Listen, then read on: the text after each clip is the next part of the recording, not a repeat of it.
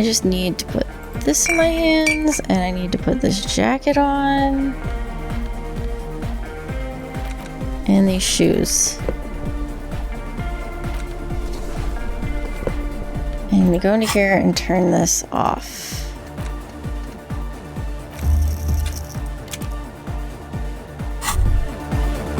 Now that you've acquired, you raise the peptide bottle, press one nostril closed, and inhale furiously with the other. The rush is almost immediate. It tastes bitter and caustic, and stings a bit inside your nose. Good to have you back, Officer Megacop. The world has been waiting. Now the taste is slowly receding into your throat. The rush is growing in intensity, your little heart pounding like a bird in a cage. A sweat breaks out across your brow. Your jaw clenches. And, let's be honest, there's a little chest pain. The good kind, of course. You may want to blast a Nosafed or something. Got that taken care of. You could work with this high. Like, literally work. Solve the case. File some papers. Maybe clean up your hostel room. Then solve another case. Then start a side investigation into the paranatural. Then build a radio computer. Time for a little truth. Tell the lieutenant you did some. Clear the air. Kim, I hope you don't mind. It was for professional reasons. I'm not your mother. I don't care. Do what you have to do. As long as you remain functional, he thinks. Now, let's get back to work. I think we know the downside. Let's go. Spring. Everything is clear around you. You're ready to concentrate on the next task in the task chain. In the bottom right corner. I know. The speed freak is right. It's helpful. The responsibility is yours and yours alone. Failed it again. There's no turning back now. Please be advised that you're speaking on a public frequency. What is your request? What does the Mueller intern really want? A very important question with a very simple answer. We want humanity to endure. Beyond that, it may be said that we are the inheritors and stewards of Dolores Day's legacy. And that legacy is? Immeasurable. It includes interstellar travel, 3 scientific revolutions, humanism, internationalism, the welfare state, and balance of terror theory. Nothing less than the intellectual foundation of our modern order. The role of the Moralist International is twofold: to buy humanity sufficient time to perfect itself, and to patiently guide it along the road while protecting it from ideological highwaymen and eschatologists. And what is this balance of terror theory? It's an elegant idea, one of the cornerstones of the modern era. In short, it holds that durable, lasting peace is possible when the major powers are capable of inflicting unacceptable and irreversible destruction upon one another. Because no rational state is willing to accept the risk of such a calamity befalling its own people. All powers are incentivized to de-escalate conflicts before they reach the point of no return. Has it worked? For the most part, it has. The world is certainly not free of violent conflict, but in the modern era, we have made great strides to reduce its frequency, duration, and severity. In what sense is the moral intern the steward of Dolores Day's legacy? It was established by many of the same founding party members who elected Dolores Day, and who, after her assassination, dedicated their lives to the continuation of her political and intellectual project. Who are the highwaymen in Elysium you mentioned? There are many. The communists say they are the next dialectical step in an inexorable spiral of progress. They claim to have resolved the inherent contradictions of moralism, and believe they're just one revolution away from establishing a humanist paradise. The fascists say they are both the ancestors of and the successors to Deloreanism. In other words, they believe that Dolores Day's reign simply represents a glorious phase of expansion within a greater Franco-Nigerian heritage.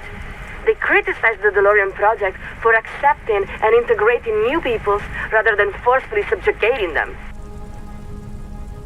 And then, there are our prodigal cousins, the Vazan Social Democrats, who hold our same values and have even adopted many of our same rights and iconography, though they persist in rejecting the umbrella of moralism.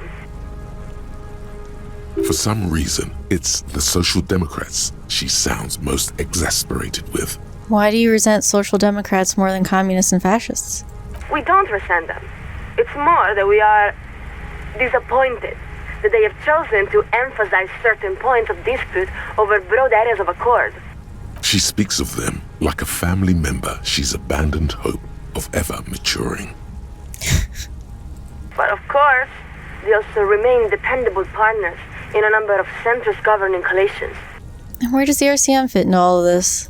The RCM exists under the umbrella of the coalition, just as the coalition exists under the umbrella of the Morale Interne. At the same time, the RCM is not exactly of the coalition. What does that mean? It's our understanding that the RCM's organizational structure predates the coalition. We believe it may even be modeled after the communal brigades themselves. There is some truth to that. The lieutenant whispers into his headset. But in a practical sense, it's the responsibility of the ethics divisions to ensure that both organizations are working towards the same ends. So you're saying the RCM is a vestige of Revsol's communist past? One now committed to upholding moralist values. Strange, isn't it? History is a river coursing ever downward. Occasionally, its course is redirected in mysterious and unexpected ways. Okay. At the same time, the RCM, it's our understanding. There is some truth. But in a practical sense, it's the responsibility of the ethics divisions to ensure that both organizations are working towards the same ends. Why bother with the RCM at all? Can't the coalition just run everything itself? Because the coalition has no interest in running Revachol.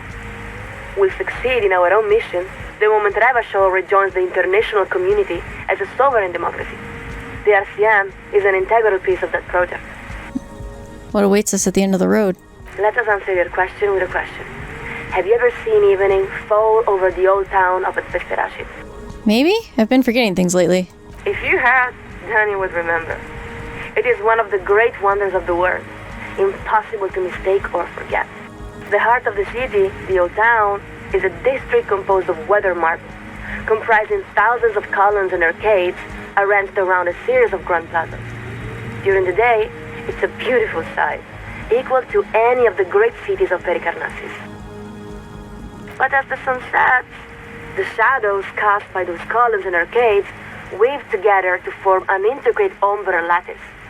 When you see it, you suddenly understand. It was all built for you, for this very moment. The name Advesperaskit means evening comes. Built for me? For you, for all of humanity. Not only that, but you are also part of that centuries-long plan. When you cross one of the open plazas, your own shadows is effortlessly woven into the great lattice work, a deliberate synthesis of humanity, art, and the natural world. Sounds impossible. It is possible. We grew up there. We have seen the lattice with our own eyes. Dolores Day was crowned there, wasn't she? She was. There are even those who say that Advesperasit summoned Dolores Day, or that it was built in preparation for her, centuries before her arrival. That's why the old town is sometimes called the ceremonial heart of humanity. Of course, such a city does not spring from nowhere, nor does it endure without effort. Its construction was the work of many generations, and its preservation is an equally monumental responsibility.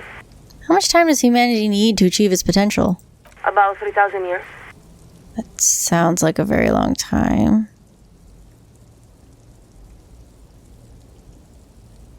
It does, doesn't it? And yet, there remains a great deal to be done in that span.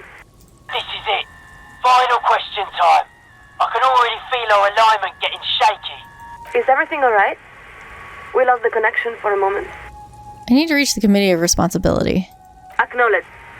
To reach the if the liaison... She's got to be jerking your chain, right? You can't... This isn't about you. Oh, I made it! Not really. It may have been at a certain point, but you've let go of that perspective. This is about your responsibility to all of Revachol. Now, take a deep breath. Look upward. You don't have to bear the burden alone. Listen to me, the situation in Martinez is a powder keg. If the coalition doesn't intervene, many people will die. What? How do you know this? I've uncovered things in the course of my investigation that lead me to believe we're headed to a violent confrontation between the Union and the Wild Pines. Officer, this is a very serious claim. Please describe the situation as succinctly as possible. There's papers rustling in the background. She's clearing her desk, preparing to take notes. There, you've wedged your foot in the door.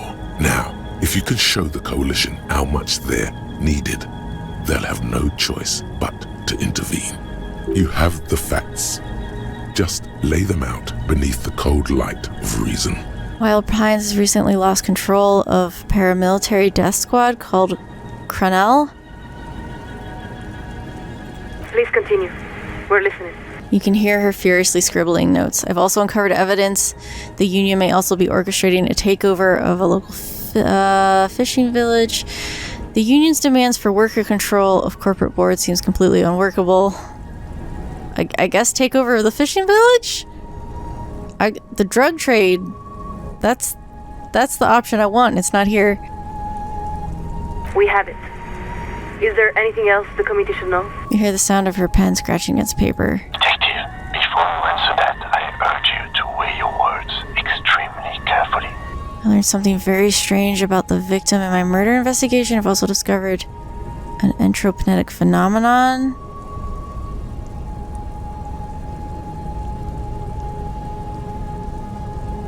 Okay. We are listening. What did you learn about the victim? Oh, God. He said it was love that did him in. Oh dear, you seem to be losing the I thread. should have just left it. Come again, Officer Sunset.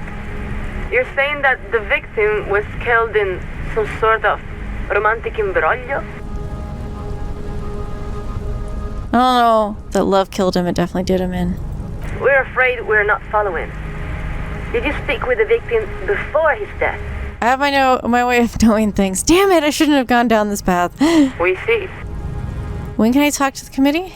Officer, we must be perfectly honest with you. We cannot recommend that you address the committee, not under the present circumstances at least. Why not? Because you're speaking like someone in the throes of a serious drug addiction. Your words have no connection to reality. You don't need to speak with the committee. Gosh darn You it! need to speak with your station lazarus immediately. I should have left it alone. We will pass along a summary of your report, minus any speculative or paranatural elements. What the committee does from there is beyond our control. Okay, so at least she'll pass on the other stuff. That's it? That's correct. But we must say that it has been interesting to speak with you. If nothing else, the RCM is frequently a source of curiosity to those of us aboard the Outer. Well, thank you. Now, the first signaler has informed us that we must update the receiving frequency. This connection will be cleared in 4, 3, There's nothing else to say? 2, 1. Après le monde, le gris. And the line goes quiet. Detective, before you answer that, I urge you to weigh your words extremely carefully. Okay, I didn't pick this because I didn't know if they'd understand what this is, but I happened to see something online and it turns out they do know what this is. I've also discovered an entropinetic phenomenon here in Martinez. We're afraid we must ask you to repeat that, Officer Sunset. Afraid? What is she afraid of? Her tone has shifted. She's no longer herself. I've discovered an entropinetic phenomenon in Martinez. Acknowledged. Listen very carefully, officer. We're going to ask you a series of questions. It is imperative that you answer as directly and truthfully as you can. Do you understand? Okay. Good. First question. Are you currently in the vicinity of Surrey, the North Arcade Islands, or near Pale Offshore Platform in Sulindico? I'm in Martinez. Very good. Next question. Would you describe the phenomenon as internal to the Isola or external to the Isola? What she means is, actually, you have no idea what those words could mean in this context. Actually, I think we do. We talked about it with Sonia. Internal. Next question. At the time, did you experience sense objects? Can you elaborate? Yes. Examples may include sound, memory, light. It's a kind of gradient. It made the beat really hardcore, like too hardcore. Gradient? Let's go on. Final question. Were you alone? Yes, unquestionably, irrevocably alone. I see. How could you be alone? You're a star, man. You've got an entourage and adoring fans wherever you go. You are part of a large family. You are never alone. There's no need to overthink this. Okay. We repeat. Were you alone? No? You hear the sound of a page ripping. Thank you, officer. Please stand by while we transmit our summary.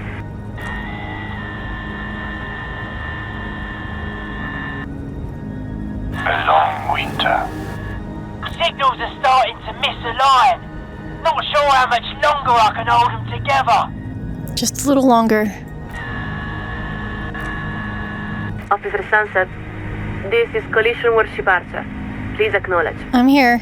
Thank you for standing by. We are authorized to report the Committee of Responsibility for Rebel has acknowledged and accepted your request. They would like you to address your matter to the committee directly, as their earliest convenience. When is that? Subito. Collision Shuttle Laurel is setting a course for your position.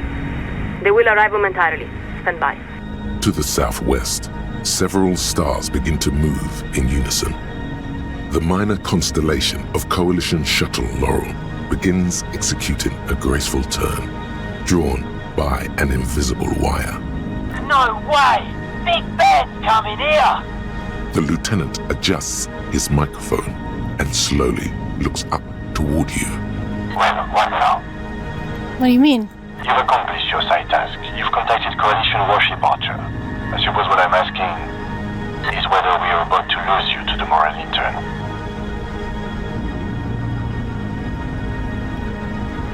Have you considered maybe our case isn't that important? I'm tired of feeling like I don't have any normal, reasonable options. I'm afraid. I feel like I don't have options. What options? What in God's name are you talking about, detective? Everything's so messy down here. It's much nicer up here. Things have only gotten weirder the longer we've been on this case. The lieutenant takes a moment to compose his thoughts. I don't know where this case will lead us, detective. But in a sense, that doesn't matter. Our job is to follow the evidence where it leads. Consequences be damned. Because that's what it means to be an officer of the RCM.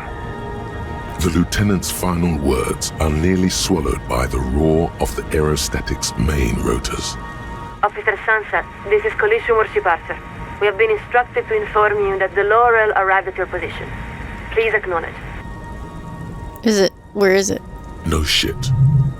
How are they supposed to hear your acknowledgement over the thundering of their own rotors? It's directly above us. Acknowledge this is Tequila Sunset. Thank you.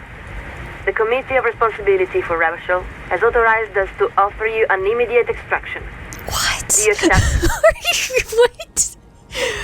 Well, I have a few questions. We are far past that point, officer. There is only one question now. Are you ready, or are you not? Look around one last time. The roundabout, Martinez North, nighttime. Somehow, the streetlights only make the scene more lonely. You can hear someone retching in a nearby courtyard. The speed freak eyes you with a curious blend of awe and contempt. He's torn. There's nothing more softcore than the Coalition, according to his worldview.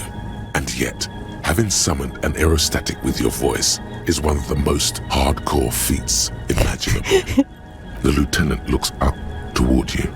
He starts to open his mouth, then appears to think better of it. They're literally gonna beam me up. He's spoken his piece, he thinks.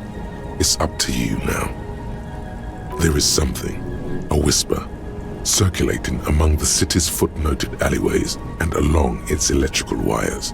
But What it's saying, you can't tell. It seems to be a message meant for someone else. I have a feeling that accepting is gonna be an end state for this game. We're just gonna go up and that's it. But this feels like leaving. I can't go. Repeat that, officer. What do you mean, you can't? Are you being impeded in some way? I can't leave Kim. I have to see my case through. We have to say, this is extremely disappointing to hear, officer. What the consequences will be for your refusal to accept responsibility, we cannot say. For your sake, we pray they are not more than we all can bear.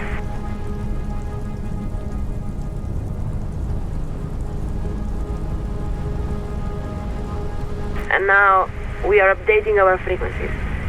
We will not speak again. This connection will be cleared in 4, 3... I don't think changing my mind is gonna fix it, but I want to see what happens if I click it. 2... Yep, gone. 1... Après le monde, le gris. And the line goes quiet.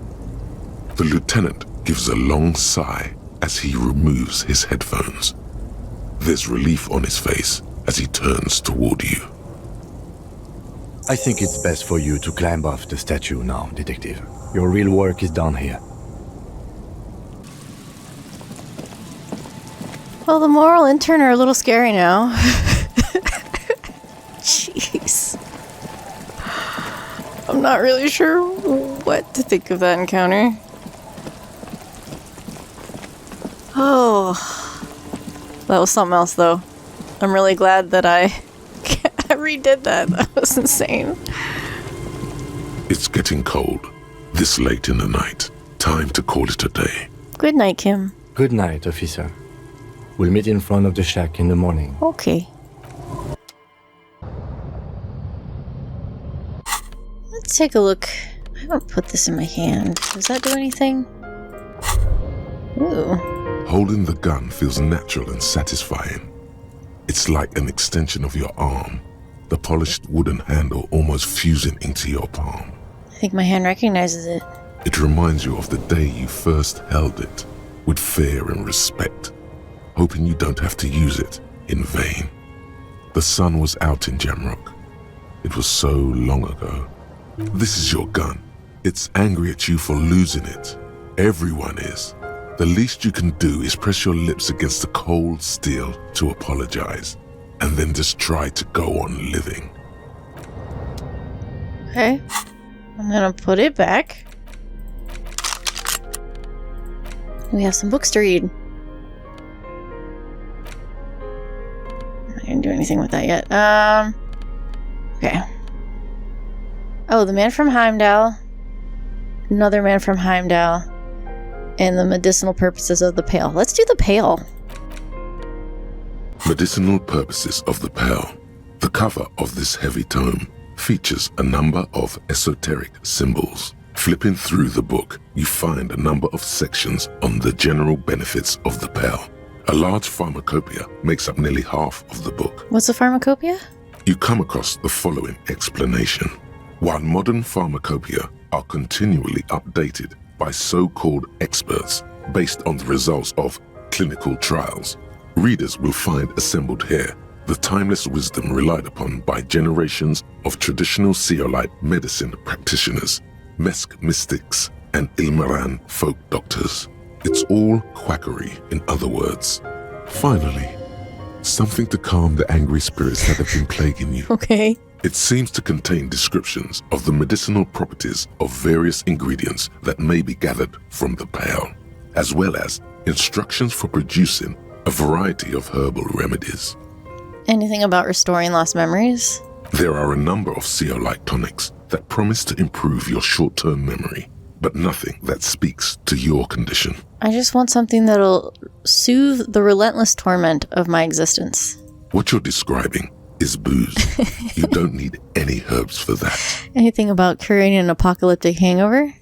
There's nothing in here that speaks to hangovers directly. However, while browsing through the various descriptions, you become convinced that you could assemble something from the ingredients listed here. Want to give it a shot? All right, book. Let's see what you got. First, you need to choose a base ingredient. Ginger root. Next, you'll need to combine the base ingredient with an appropriate vehicle. A dram of whiskey. Lastly, is there anything else you'd like to add? A spoonful of sugar. You've created a delicious tincture of whiskey and ginger. According to the pharmacopoeia, it should increase your energy and focus, though, in your experience, it's only done the opposite. Okay. Would you like to try again? Yeah, sure. Very well. First, choose a base ingredient. How about mint? Next, you'll need to combine the base ingredient with an appropriate vehicle. Boil it with tea made from birch bark. Lastly, is there anything else you'd like to add? Some wild ginseng root. You've created a delicious tincture of whiskey and ginger. Really? According to the pharmacopoeia, it should increase your energy and focus, though, in your experience, it's only done the opposite. Would you like to try again? Yeah, hold on.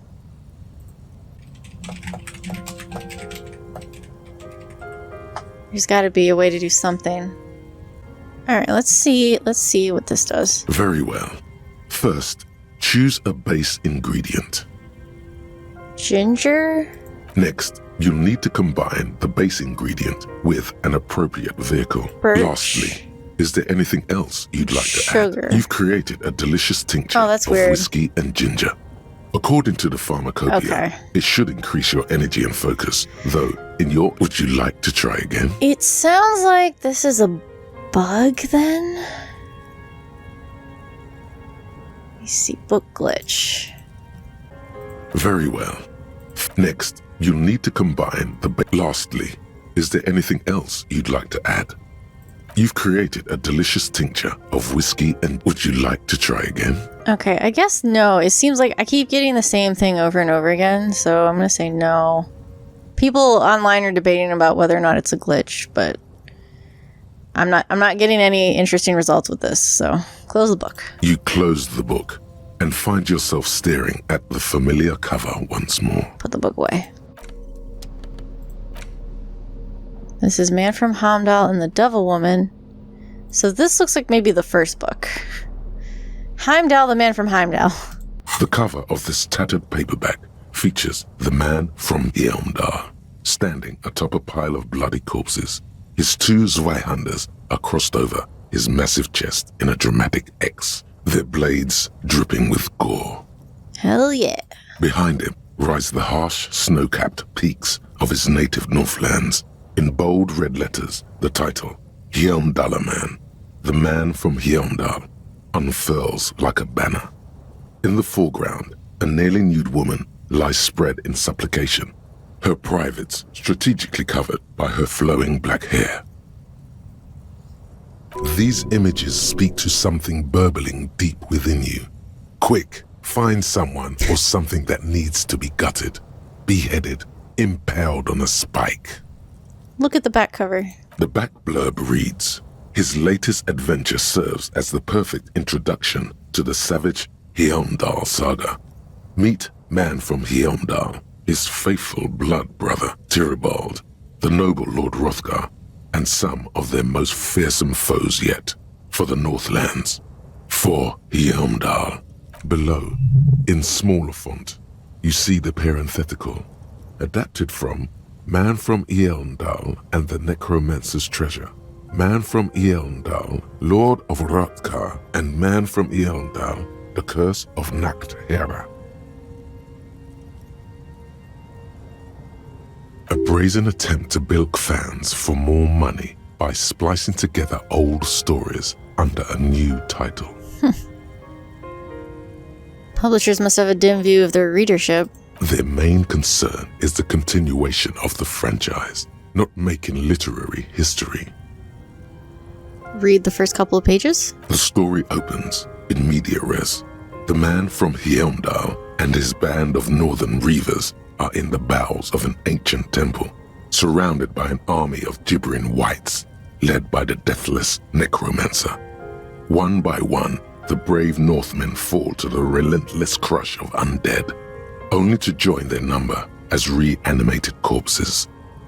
By nightfall, only the man from Hjelmdall and his blood brother, noble Tyribald, are left standing against the dead horde. "It is an honor to die by your side, brother," Tyribald cries, as his battle axe beheads one of their reanimated comrades.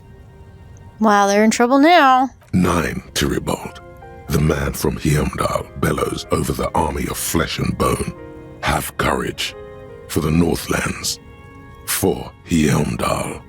He leaps to the mezzanine to face the black-eyed figure, and like a mad ice bear, whirling twin Zweihanders, Sturm and Drang, he plows through the ranks of the deathless, surrounding the necromancer. The writer has never held a sword in their life, let alone two two-handed swords at the same time. It is physically impossible for a human being to effectively dual-wield Zweihander swords in any kind of real-life combat situation. And with deadly finesse, his twin blades scissor the necromancer's head from its body. The undead legions collapse like ragdolls as the dark magic leaves them, and the two Northmen stand alone in their cursed temple, where the bodies of their lost brothers litter the floors. Skip ahead. A few chapters later, the man from Hjelmdall and Tyribald are in a completely different setting, high above an arid desert, riding a pair of griffins that always seem to appear at narratively convenient moments. This book makes a mockery of the very idea of good plotting, though something tells you coherence was never the point. The Northmen find themselves in the court of a powerful southern king, Lord Hrothgar. The old king beseeches the man from Hjelmdall to rid his kingdom of the Nachtherra, a subterranean clan of blind wizards who traded their souls for demonic powers. The man from Hjelmdall extracts a high price from the desperate king. He asks land for the homeless desert pygmies living exiled in the kingdom's borderlands. Hrothgar offers the hand of his eldest daughter instead, but the son of winter does not budge. Why is the man from Hjelmdall doing any of this? What do you mean? Why is he doing this? Because the flame of justice burns bright within his chest. Because, above all, he's driven to bring honor to the name of his beloved Hjelmdall. Because his noble Cutlan blood lusts for glory and conquest. It cannot be denied. That's it? What do you mean, is that all? Is there anything else to his character? He is the man from Hjelmdall, forged in the fury of battle. Death was his sire, and blood his dam. He had but 14 winters when he left his frigid homelands in Cutla to seek glory and honor. That is his character. He doesn't even have a real name. What is inside this man? Or is muscle and bone all he is? But does he have any internal tension? He is the wildest man alive. The only mortal strong enough to wield the twin Zweihanders, Sturm and Drang, whose names mean storm and... Yeah, I get that. He's strong and has big swords, but why should I care about him as a character? What are you, a book critic? I might be. Enough. You're ruining the pacing of the story. Now where did you leave off? What pacing? You skip past a section detailing an elaborate banquet with many toasts, as well as the long and perilous journey from Hrothgar's keep to the ancient forest of Hjesdal, where our heroes infiltrate the Nachtherra's dire hall. In the center of the great hall stands a blood altar on which a pair of Nachtherra are disemboweling a shrieking peasant, an unholy rite that empowers the Nachtherra forbidden magic. As the vile ceremony ends, the sound of steel unsheathing draws the Nachtherra's attention to a pair of cloaked figures standing in the doorway. This is what you came for, isn't it? A climatic bloodletting where men are reduced to muscle and fury. Swiftly, the visitors toss off their cloaks and unsheathe glimmering northern steel. It's the man from Hjelmdall and his valiant blood brother, Tyribald. Who else would it be? In an instant, the Nathera summon a horde of gibbering orcanoids who rush our heroes. The hall fills with the clang of blades and the screams of the dying as the floor goes slick with steaming orcanoid viscera. Oh, for fuck's sake. Conceptualization's not enjoying the story. When the din of battle settles, only the man from Hjelmdall and Tyribald remain standing. Exhausted and dripping with the entrails of their foes, the two Northmen confront the foul Nathera. The man from Hjelmdall's soda-like blue eyes fill with indescribable fury. For the Northlands, he cries, rushing headlong into a desperate melee. Cut him up, Hjelmdaller man. He probably is, but you can't be sure, because this one ends in a cliffhanger and a footnote saying, to be continued in Hjelmdaller Man at the Gates of Tomorrow. Coming soon to your local bookstore. Considering the sheer amount of different Hjelmdaller Man books out there, it's very unlikely you're ever gonna find the sequel. The man from Hjelmdall stares at you on the cover, his face fixed in grim resolve. Put the book away. Alright, where's the one? The Devil Woman. Right, we just watched Hjelmdaller Man. The edges of the pages are worn and smudged. A lot of people have read about the Devil Woman's altercations with the Hjelmdall Man. Is this a used bookstore? Look at the back cover. The jacket copy proclaims, Man from Hjelmdall returns in his most exciting adventure yet. After crashing into a strange jungle, cannibalistic natives abduct his only surviving comrade, noble Tyribald. Before Man from Hjelmdall can mount a rescue, Not noble Tyribald. he is ambushed by a tribe of female warriors and taken to the ancient citadel of Cloud City, where a mysterious and wicked queen rules supreme. Will Man from Hjelmdall be able to escape his dire situation and find his missing friend? Flip through the book. You open the book to a random page. Man from Hjelmdall, wielding his two Zweihanders, is carving through a sea of savages, his visage fixed in grim determination. His arms whirling like windmills are soaked with the blood of his enemies. Mangled corpses litter the battlefield. Good God, this is some retrograde stuff.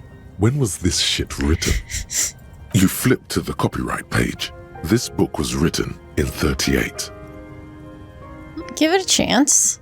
Berserker rage burns in his azure-hued eyes as he brings glory and honor to his long-lost Hjelmdaller tribe.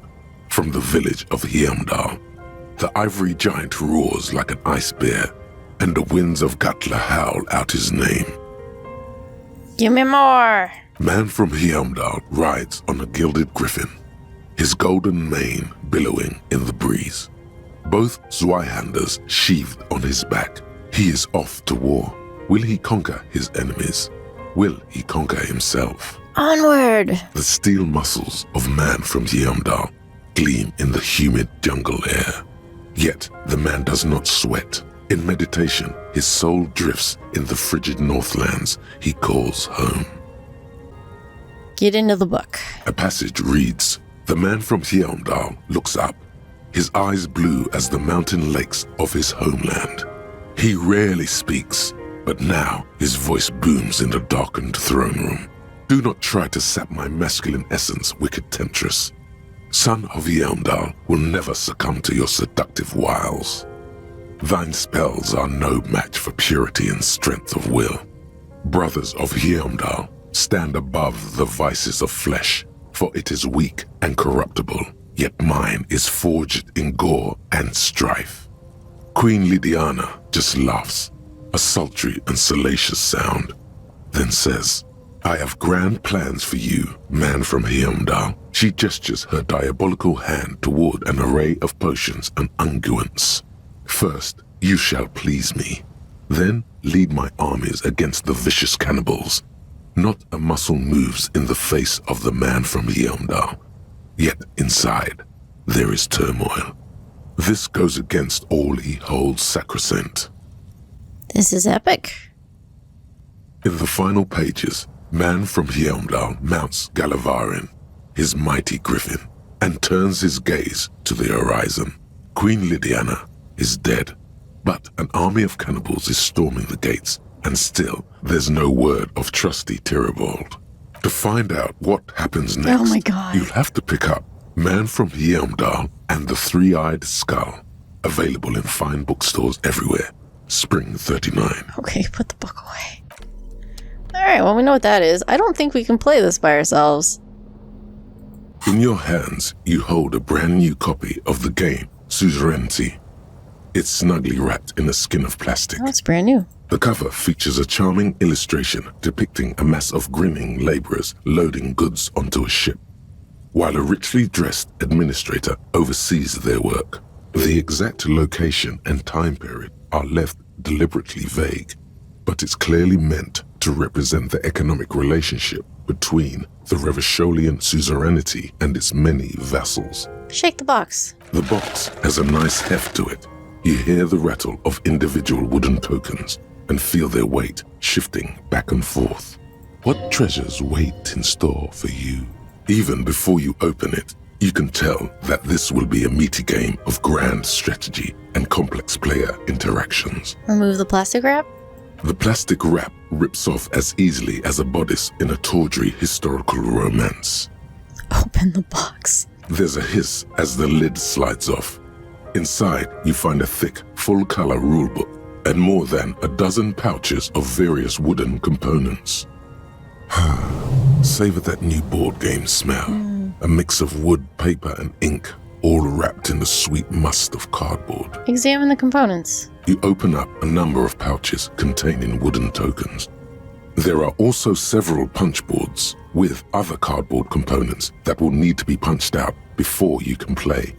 Check out the wooden tokens. In addition to the worker and building tokens used by each player, there are also several piles of colorful resource tokens, each representing one of the game's 4 principal resources. From the Empire of Safre, orange apricot tokens. From Ilmarat, the ancestral name of Ilmara, gray marble block tokens. From the Seminine Islands, white sacks of sugar tokens. And from Supramuindi and Sarah Maritza, magenta tokens for unprocessed cocaine leaves. Punch out the cardboard pieces. Each cardboard token makes a satisfying tsk as you pop it out. Soon, a neat pile of cardboard coins and counters has accumulated before you. Put the components away. It's a shame there's no one for you to play with. Yeah. You hold the open game box before you. Well, I guess we'll have to play this with Kim. Read the rulebook. Welcome to Suzerainty, a game of economic strategy for the whole family. The rulebook is sumptuously illustrated and thick as a Gradian novel. Keep reading. The instructions are opaque at first and introduce many concepts you're not familiar with. Fortunately, there are many diagrams and examples throughout. You soon figure out the basic conceit. Each player represents an administrator for the suzerain of Revachol. Your objective is to increase the suzerain's wealth and renown by accumulating victory points. How do you accumulate victory points? That's where the suzerain's vassals come in. The game features 4 vassal nations, each one home to an economically important resource. Each turn, the player collects resources from vassals where they've placed workers. They may then rearrange their workers, fulfill contracts for coin and bonuses, or build structures back in Revachol. As you leaf through the pages, your eye catches on a sidebar labeled Advice for Beginners. Yeah, read the advice. Remember, there are many paths to victory in suzerainty, but successful players will find one strategy and commit to it wholeheartedly. Okay. Boring, boring, boring. Tear up this rulebook and commit some old-school atrocities. How's the winner determined? The actual scoring system appears infinitely complex, with a series of tables and appendices required to compute each player's final victory point total. You skip that part for now. Alright, well, let me go back to the rulebook. Welcome to boring. Suzerainty is a family game. The only atrocities you'll be committing are against the social standing of your rival administrators as you bring in ever more resources and power for the suzerain. Speaking of, the actual scoring system appears infinitely complex, with a series of tables and appendices required to compute each player's final victory point total. You skip that part for now. Okay, put the game away. Let me go outside. Maybe we can play with someone outside.